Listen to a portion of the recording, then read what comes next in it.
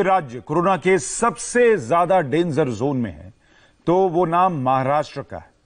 गुजरात की हालत आपने देखी, महाराष्ट्र की स्थिति देखिए, जहां भारत के 1/3 केसेस हैं। महाराष्ट्र में कोरोना के मरीजों की जो संख्या है वो 16,000 के पार जा चुकी है, यानी देश में आंकड़ा 53,000 को छू रहा है, तो यहां पर केसेस 17,000 को छूने के करीब हैं। 16,758 केसेस सामने आ चुके हैं और 651 मौतें महाराष्ट्र में हुई हैं। बीते 24 घंटे में महाराष्ट्र में 1,233 नए केस सामने आए हैं और 34 लोगों की जान कोरोना की वजह से गई। और महाराष्ट्र में यही स्थिति बीते काफी दिनों से बनी हुई है। महाराष्ट्र कोरोना के सबसे ज्यादा प्रभावित इलाकों में से एक है और मुंबई वहां पर सबसे बड़ा हॉटस्पॉट है। मुंबई में, उधर महाराष्ट्र में 17,000 केसेस हैं तो 10,527 केस सिर्फ मुंबई में और 412 लोगों की जान मुंबई में गई है। 24 घंटे में मुंबई में कोरोना के नए 769 केसेस सामने आ गए हैं और 25 लोगों की जान बीते 24 घंटे में गई है। हमारी सहयोगी लगातार हमारे साथ जुड़ रहे हैं देश के अलग अलग हिस्सों के बारे में और जानकारी देने के लिए। दीक्षा पांडे दिल्ली से लाइव हमारे साथ जुड़ रहे हैं, दिनेश मौर्य मुंबई से लाइव हैं, अनुराग अमिताभ भोपाल से लाइव जुड़ रहे हैं, रुचि कुमार लखनऊ से लाइव हैं और निर्णय कपूर अहमदाबाद से हमारे साथ लाइव जुड़ रहे हैं। निर्णय, पहले गुजरात की और अहमदाबाद की स्थिति बताइए, क्यों वहां पर इतने केसेस बढ़ रहे हैं और ये जो नई स्थिति बनी कि 24 अब जो वहां पर अगले एक हफ्ते कुछ भी नहीं खुलेगा, कोई दुकान नहीं खुलेगी, ये कदम क्यों उठाना पड़ा? देखिए सुशांत, इसकी सबसे बड़ी वजह यह है कि ये जितने भी दुकानें और जो सब्जी वगैरह बेची जाती है और जो होम डिलीवरी वगैरह की जा रही है, पेट्रोल पंप्स वगैरह चलाए जा रहे हैं, ये सारे लॉकडाउन की परिस्थिति में ये इनको सुपर स्प्रेडर्स की कैटेगरी में रखा गया है। मैं आपको बता दूं, सुपर स्प्रेडर वो होता है जिसका मूवमेंट बहुत ज़्यादा होता है शहर में और ऐसा माना जाता है कि एक सुपर स्प्रेडर जो है वो 1,000 लोगों तक को संक्रमित कर सकता है यदि एसिम्प्टोमेटिक स्टेज में बिना टेस्ट किए वो घूमता रहे। तो इसलिए डिसीजन लिया है, क्योंकि पिछले दिनों में जो आंकड़े सामने आए हैं उसमें एक बात साफ तौर पे निकल करके सामने आ रही है कि ज़्यादातर केसेस जो हैं उसके पीछे की वजह है ये सुपर स्प्रेडर्स। और सबसे चौंकाने वाली बात सुशांत ये है कि ज़्यादातर एरियाज में सुपर स्प्रेडर्स ही कोरोना पॉजिटिव पाए जा रहे हैं और एसिम्प्टोमेटिक कंडीशन में, यानी उनके लक्षण भी साफ नजर नहीं आ रहे हैं। ऐसी परिस्थिति में उनके द्वारा और ज़्यादा संक्रमण फैल सकता था, इसलिए कॉरपोरेशन को तुरंत ये डिसीजन लेना पड़ा। और मैं आपको बता दूं कि इसके साथ साथ अब अगले एक हफ्ते में ये कार्रवाई की जाएगी कि इन सभी सुपर स्प्रेडर्स को, जो कि अहमदाबाद के 7 अलग अलग जोन्स में फैले हुए हैं, हमें बताया गया कि एक जोन में 2,000 के आसपास सुपर स्प्रेडर्स मौजूद हो सकते हैं। तो इन सभी को दोबारा से पूरा मेडिकल स्क्रीनिंग किया जाएगा, इनके परीक्षण किए जाएंगे और उसके बाद फिर अगर एक हफ्ते बाद परिस्थिति नॉर्मल नजर आती है तो ये ऑपरेशंस वापस शुरू किए जाएंगे। लेकिन उसके लिए भी नई गाइडलाइंस तैयार की जा रही है कि कैसे इनको देखिए, यानी कोशिश ये है कि क्योंकि सबसे ज्यादा केसेस अहमदाबाद में सामने आ रहे हैं तो पहले अहमदाबाद को तो संभाल लिया जाए और उसके बाद अगर वहां कंटेन हो गया, वहां चीजें काबू में आ गई तो फिर बाकी जगहों पर संभालना उतना मुश्किल नहीं रह जाएगा। दिनेश मौर्य के पास चलते हैं।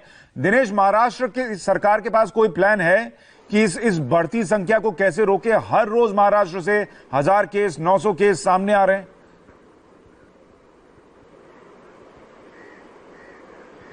देखिए, सरकार का कहना है कि उनका सबसे ज्यादा जोर जो है टेस्टिंग और हाई कांटेक्ट ट्रेसिंग पे दिया जा रहा है। जो आंकड़े बढ़कर सामने आ रहे हैं उसके पीछे बड़ी वजह यह है कि बड़े पैमाने पर युद्ध स्तर पर यहाँ पर टेस्टिंग किया जा रहा है, जिसके चलते यहाँ पर जो है आंकड़े बढ़ रहे हैं। अब चूंकि नंबर्स बढ़ रहे हैं तो ऐसे में आइसोलेशन सेंटर्स जो है उसकी संख्या बढ़ाई जा रही है। 50,000 से ज्यादा फिलहाल बेड्स की व्यवस्था यहाँ पर की गई और जैसे कि हमने कल से ही दिखा रहे कि यहाँ पर आंकड़े और बढ़ सकते हैं और इसीलिए नेवी और रेलवे की मदद मांगी गई है। तो प्रशासन का कहना है कि स्लम इलाकों में, हाई प्रोफाइल जो इलाके हैं वहां पर अब केसेस कम हो रहे हैं, लेकिन जो झुग्गी बस्तियां बड़े पैमाने पर है, हजारों की संख्या में लोग जो है इन झुग्गी बस्तियों में रहते हैं और यहीं पर सबसे ज्यादा संक्रमण फैल रहा है। तो अब इन इलाकों को सील करके वहां पर ज्यादा से ज्यादा टेस्टिंग की जाए ताकि जो भी कोरोना संक्रमित मरीज हो उनकी सही वक्त पर पहचान की जाए, जो संदिग्ध है उन्हें क्वारंटाइन किया जाए। फिलहाल स्थिति को काबू रखने की कोशिश जो पूरी की जा रही है, लेकिन अब तक हालात काबू में नहीं आए हैं और यही वजह कि आज मुख्यमंत्री जो है उद्धव ठाकरे वो खुद विपक्ष के नेताओं के साथ, अन्य तमाम बड़े नेताओं के साथ वीसी करने वाले हैं, उनकी भी सलाह लेने वाले हैं। तो कोशिश जरूर की जा रही है, लेकिन हालात फिलहाल महाराष्ट्र में काबू में नहीं है। संक्रमण के दीक्षा के पास चलते हैं। दीक्षा, दिल्ली की इस तस्वीर क्या निकल कर आ रही है?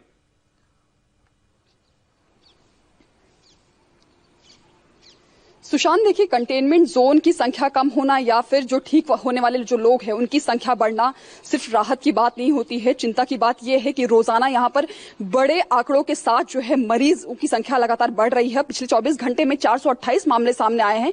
ऐसे में सरकार के लिए, प्रशासन के लिए और साथ ही लोगों के लिए ये बड़ी ही चिंता का विषय है। आपको बता दें कि सरकार लगातार निगरानी जो है रख रही है और कोशिश ये कर रही है कि इसके चेन को तोड़ा जा सके। जिस तरह से लगातार निर्देश दिए जा रहे हैं प्रशासन को, और साथ ही क्योंकि लगातार जो कोई केसेस आ रहे हैं वो एसिम्टोमेटिक या फिर माइल्ड सिम्टोमेटिक केसेस हैं, तो ऐसे में सरकार का ये आदेश है कि जो इनकी देखरेख में जो लोगों को नियुक्त किया गया है वो पूरी तरह से निगरानी रखें और साथ ही ऑन टाइम एक्शन लें और साथ ही इनका जो फॉलोअप है वो लगातार लेते रहें, क्योंकि अब तक दिल्ली में जो 72,000 टेस्ट हो चुके हैं, उसके बाद जो है 5500 मामले यहाँ पर सामने आए, 5500 से ज्यादा मामले यहाँ पर सामने आए हैं। तो ये चिंता का विषय है और रोजाना यह आंकड़ा लगातार बढ़ रहा है। हालांकि सरकार की तरफ से कोशिश जरूर की जा रही है, लेकिन साथ ही लोगों से भी सहयोग की पूरी तरह से अपील की जा रही है। लेकिन कई कई इलाकों में हमें ऐसा मिल रहा है कि लोग सहयोग नहीं कर रहे हैं, जगह जगह पर वो भीड़ लगाकर खड़े हो रहे हैं। सहयोग की तो कोई बात ही नहीं रह जाती।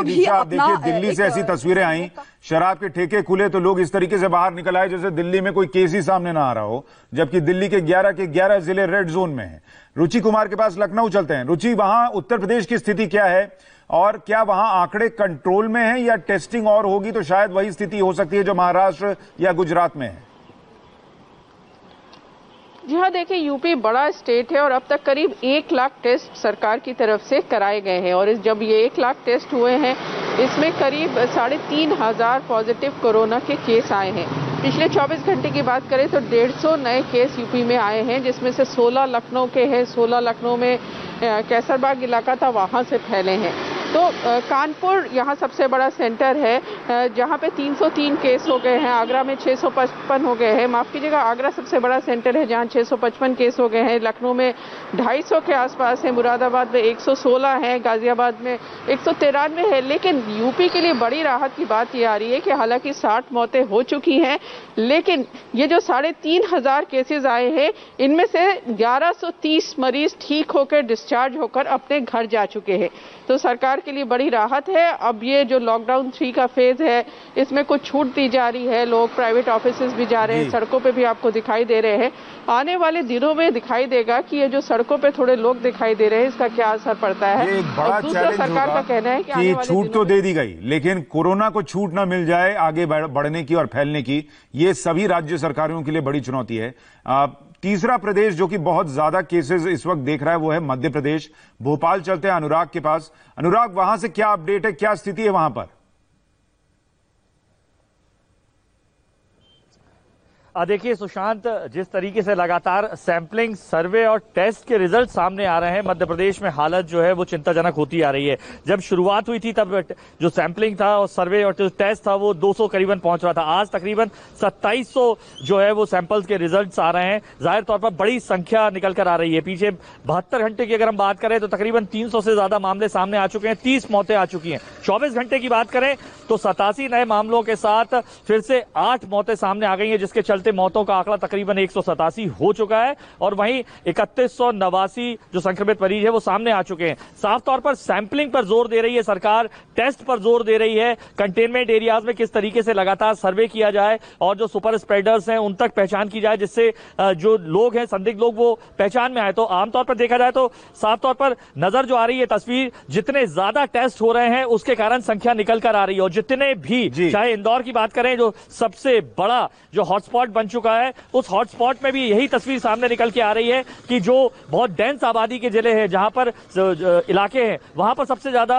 जो है सुपर स्प्रेडर के जरिए ये पूरा जो कोरोना संक्रमित मरीज निकल के आ रहे हैं। भोपाल की बात करें तो यही हालत, तस्वीर जो है यहाँ पर भी निकल के आ रही है, स्थिति नजर आ रही है। और अब देखिए, लोगों की जिम्मेदारी भी ऐसे में बढ़ जाती है कि जब सरकार कुछ छूट दे रही है तो आपको अपनी जिम्मेदारी निभानी होगी, सोशल डिस्टेंसिंग का पालन करना होगा, आपको मास्क लगाना होगा, अपना हाथ सैनिटाइज करना होगा, धोना होगा, तमाम एहतियात बरतने होंगे। वरना अभी देखिए 3 दिन में 10,000 से ज्यादा केसेस सामने आए हैं। अगर ये नहीं किया गया तो जो आंकड़ा अभी 52-53 हजार पे है, सोचिए वो कहां तक चला जाएगा। बहुत शुक्रिया आप सभी सहयोगियों का। मैं अपडेट के लिए आप सभी के पास लौटूंगा। हिंदुस्तान से लेकर पूरी